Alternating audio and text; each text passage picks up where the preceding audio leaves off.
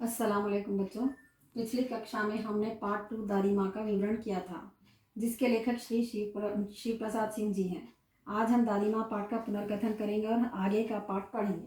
तो बच्चों, कल हमने दादी माँ पाठ में देखा था कि लेखक शिव प्रसाद सिंह अपनी दादी माँ के बारे में कहते हैं। लेखक अपनी दादी माँ के बारे में क्या कहते हैं? दादी माँ बहुत ही दयालु है, प्रेम पूर्वक है, उनका स्वभाव एकदम सबके साथ दया हमदर्दी करती है, दया भावना दिखाती है। गांव के लोगों के साथ भी उन्हें हाथ से पैसा भी देती है। कई लोगों की बीमारों की सेवा करती है। लेखक को ज्वर आने पर उन्होंने अपने पोते को बहुत ही बोलते सो ध्यानपूर्वक सेवा की। तो बुखार ज्वर आता तो लेखक की सेवा करती दादी माँ स्नेह और वात्सल्य की मूर्ति थी। रामी की चाची की बिटिया शादी के समय उसका बाकी का पैसा माफ कर दिया। किशन भैया की शादी में मदद की। दादी के उत्साह और उमंग का कोई ठिकाना नहीं था। किशन भैया की शादी में उनके उत्साह या उमंग या खुशी का कोई ठिकाना नहीं था। रामी की बिटिया की बच्ची की शादी में कुछ पैसा भी दिया, पिछला पैसा जो था वो माफ भी कर दिया। इतनी दयालु थी दादी। तो लेखक अपनी दादी के बारे में ये सब बताते हैं। तो चलो बच्चों, अब आगे का पाठ हम पढ़ेंगे और समझेंगे। किशन भैया की शादी ठीक हुई। दादी माँ के उत्साह और आनंद का क्या कहना। दिन भर गायब रहती, सारा घर जैसे उन्होंने सर पर उठा लिया हो। पड़ोसी ने आती, बहुत बुलाने पर दादी माँ आती। बहन बुरा ना मानना, कार परोजन का घर ठहरा, एक काम अपने हाथ में ना करूं तो होने वाला नहीं। दादी माँ क्या कहती, मैं घर इतना बड़ा है कि मैं ही काम करूं, कोई काम करने वाला नहीं है। जानने को यूँ सभी जानते थे कि दादी माँ कुछ करती नहीं, पर किसी काम में उनकी वो अनुपस्थिति वस्तुतः विलम्ब का कारण बन जाती। अनुपस्थिति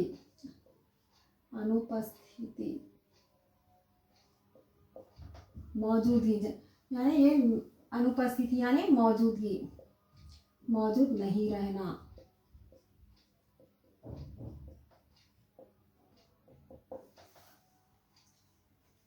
तो ये क्या था, काम तो वो करती नहीं थी, लेकिन बोलने के लिए सब क्या करती थी, मेरे बिना कोई काम नहीं होता, मैं ही करने वाली, इस तरह के वो बोलती रहती थी। उन दिनों की बात है, एक दिन दोपहर को मैं घर लौटा। बाहरी निकसार में दादी माँ किसी पर बिगड़ रही थी। घर के बाहर के दरवाजे के बाहर दादी माँ किसी पर बिगड़ रही थी। क्या कर रही थी? बिगड़ रही थी। पास के कोने में दुखी रामी की चाची खड़ी है।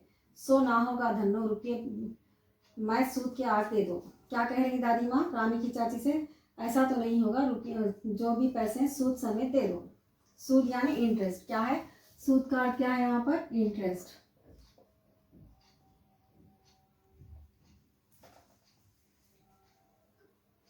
तेरी आंख में तो शर्म है नहीं, मांगने के समय कैसी आई थी, पैरों पर नाक रगड़ती फिरी, किसी ने एक पाई भी ना दी। क्या कहने लगी दादी, कैसी बेशरम है, तेरी आंख में तो शर्म नहीं, मांगते जब कैसे आई थी, किसी ने 1 रुपया नहीं दिया, कुछ मदद नहीं की।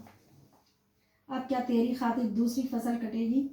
किसी ने 1 पाई भी नहीं थी। अब लगी है आजकल करने, फसल में दूंगी। आजकल में क्या फसल में देगी?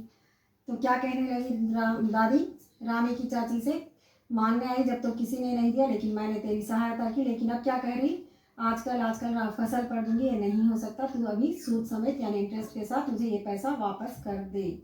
दोनों हाथों से आंचल पकड़े दादी माँ के पैरों की ओर झुकी। कौन झुकी? रामी की चाची। दोनों हाथों में आंचल पकड़े, आंचल साड़ी का जो पल्लू है वो पकड़कर दादी माँ के पैरों में झुक गई। बिटिया की शादी है, आप ना दया करोगे तो इस बेचारी का निस्तार कैसे होगा? आप दया ना करोगे तो इस बेचारी का निस्तार भला कैसे होगा? क्या कहने लगी रानी की चाची दादी माँ से, आप अगर भला नहीं करेंगे तो इसका निस्तार भला कैसे होगा? आप दया ना करेंगी तो। हट अभी नहा के आ रही हूँ। रामी दादी माँ पीछे हट गई। जाने दो दादी, मैंने इस अप्रिय प्रसंग को हटाने की वजह से कहा, बेचारी गरीब है। किसने कहा ऐसा? लेखक ने कहा। चला है समझाने। मैं चुपके से आंगन की ओर चला गया। कई दिन बीत गए, मैं इस प्रसंग को एकदम भूल सा गया। लेखक क्या, ये जो घटना घटी ये सब भूल भी गया था वो। एक दिन रास्ते में रामी की चाची मिली। वह दादी को पूतों फलों दूधों नहाओं का आशीर्वाद दे रही थी। मैंने पूछा, क्या बात है धन्नो चाची? तो उसने विह्वल होकर कही। विह्वल का क्या? बेचैन होना। विह्वल यानी बेचैन, वरी। उरिन हो गई बेटा, भगवान भला करे हमारी मालकिन का, कल ही आई थी, पीछे का सभी रुपया छोड़ दिया, ऊपर से 10 रुपये का नोट देकर बोली, देखना धन्नो, जैसी तेरी बेटी वैसी मेरी, 10-5 रुपये के लिए हंसाई ना हो, देवता है बेटा देवता। तो क्या कहने लगी रानी की चाची, किससे कहने लगी, लेखक से। लेखक से क्या कहने लगी, दादी माँ बहुत ही बोलते से दयालु है, बहुत ही दयालु है, बहुत ही प्रिय पूर्वक है वो, और मेरा सारा पीछे का पैसा पूरा छोड़ दिया, उसका कोई एक पैसा भी नहीं ला, ऊपर से 10 रुपये की एक नोट देकर क्या बोली, जैसी तेरी बेटी वैसी मेरी बेटी है। उससे क्या है, जग हंसाई ना हो, यानी दुनिया में किसी के आगे जग हंसाई यानी मजाक ना हो, इसीलिए मैं ये देती हूँ बेटा, तो ये रख ले। देवता है बेटा देवता। ये कौन कहने लगी, किसको कहने लगी, दादी माँ को कहने लगी। कौन, रानी की चाची दादी माँ को आशीर्वाद देते हुए क्या कही, ये देवता है बेटा देवता, ये देवता है बेटा देवता। उस रोज तो बहुत डांट रही थी, मैंने पूछा, किसने कहा है, किसने पूछा, लेखक ने रानी की चाची से पूछा था। वह तो बड़े लोगों का काम है बाबू, रुपया देकर डांट भी न ले तो लाभ क्या। किसने कहा, रानी की चाची ने कहा। लाभ का अर्थ क्या, फायदा, बेनिफिट।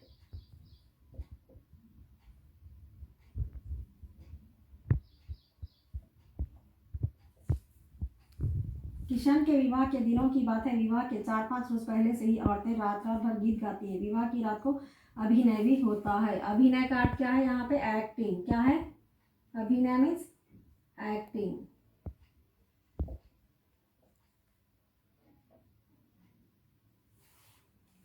तो विवाह के 4-5 रोज पहले औरतें गीत भी गाती हैं। उस रात को अभिनय यानी एक्टिंग भी होती है।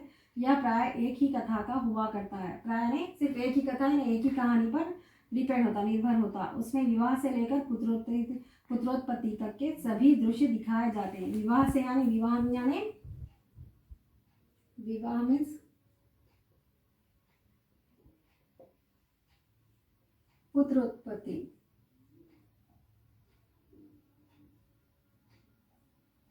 यानी पुत्र के जन्म तक, जन्म यानी बर्थ, तो बेटे के जन्म तक, बेटे के पैदा होने तक के गीत गाए जाते हैं, वह दृश्य दिखाए जाते हैं। सभी पाठ औरतें ही करती हैं। उसमें विवाह से लेकर पुत्रोत्पत्ति तक के सभी दृश्य दिखाए जाते हैं। पुत्रोत्पत्ति में पुत्रोत्पत्ति, पुत्र का पैदा होना, उत्पन्न होना, पुत्र यानी बेटा। तो इस तरह के सारे दृश्य शादी के समय, शादी से लेकर पुत्र के जन्म होने तक के दृश्य दिखाए जाते हैं। सीन यानी एक्टिंग करके सभी दिखाते हैं। सभी पाठ औरतें ही करती हैं। मैं बीमार होने के कारण बारात में ना जा सका। मेरा ममेरा भाई राघव दालान में सो रहा था। ममेरा भाई यानी कजन। कौन है ये, ममेरा भाई, मामू का बेटा है, कजन। तो बीमार होने के कारण बारात में नहीं जा सका। कौन, लेखक। वो दालान में सो रहा था। बारात जाने के बाद पहुंचा था। औरतें ने उस पर आपत्ति की। आपत्ति यानी क्या की, क्यों यहाँ पर आ गए। आपत्ति यानी ऑब्जेक्शन। आपत्ति करना मीन्स ऑब्जेक्शन। सब औरतों ने आपत्ति किया, यानी ऑब्जेक्शन किया। दादी की माँ बिगड़ी, लड़के से क्या पर्दा, लड़के और ब्रह्मा का मन एक सा होता है। लड़के और ब्रह्मा यानी ब्रह्मा मीन्स गॉड, भगवान। क्या है, ब्रह्मा यानी भगवान। तो लड़के का और ब्रह्मा यानी भगवान का मन एक जैसा होता है।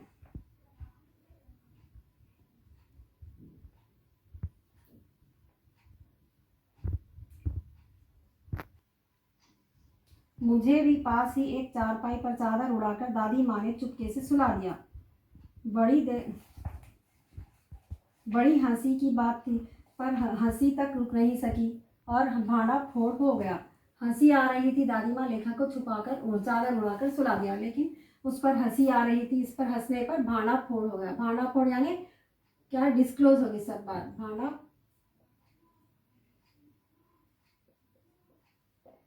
डिस्क्लोज होना, तो पोल खुल गई, मतलब इसका क्या है, डिस्क्लोज हो गई। भेद खुल जाए तो निकाल बाहर किया जाऊंगा। पर भाभी की बात पर हंसी रुक न सकी और भांडा फोड़ हो गया। भाभी की हर बात पर हंसी रुक नहीं सकी और सब पोल खुल गई, सब भेद खुल गया।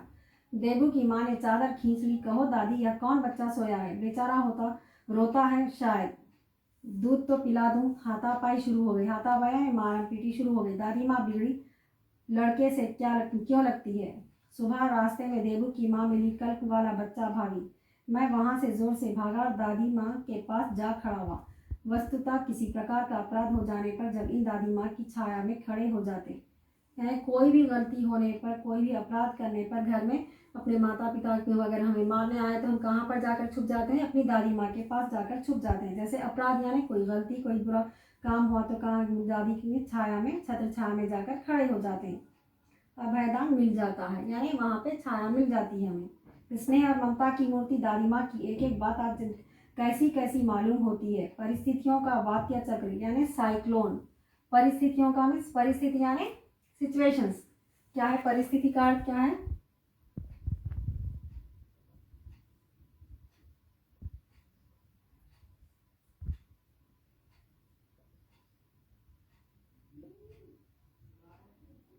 सिचुएशंस। वात्य चक्र में साइक्लोन है। वात्य चक्र का अर्थ क्या है? वात्य चक्र,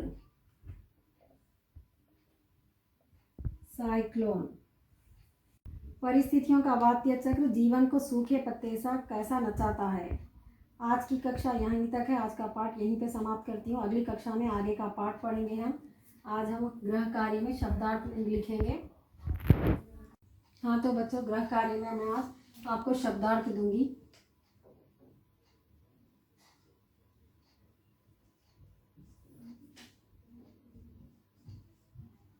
गृह कार्य में शब्दार्थ है, देखिए आज का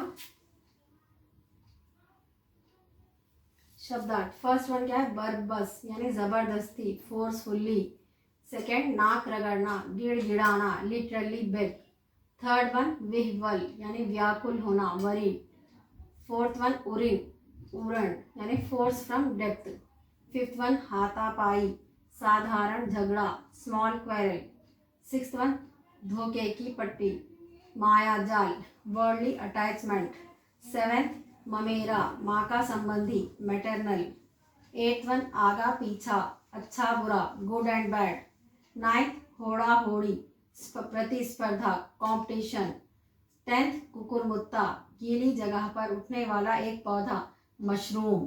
तो देखिए बच्चों, यही रहे शब्दार्थ। होमवर्क में यानी न्यू नोटबुक रखिए, इसमें अच्छे से अच्छी हैंडराइटिंग में 5 टाइम्स शब्दार्थ की प्रैक्टिस कीजिए, यानी अभ्यास कीजिए, लिखित कार्य कीजिए। आज की कक्षा यहीं समाप्त होती है। धन्यवाद।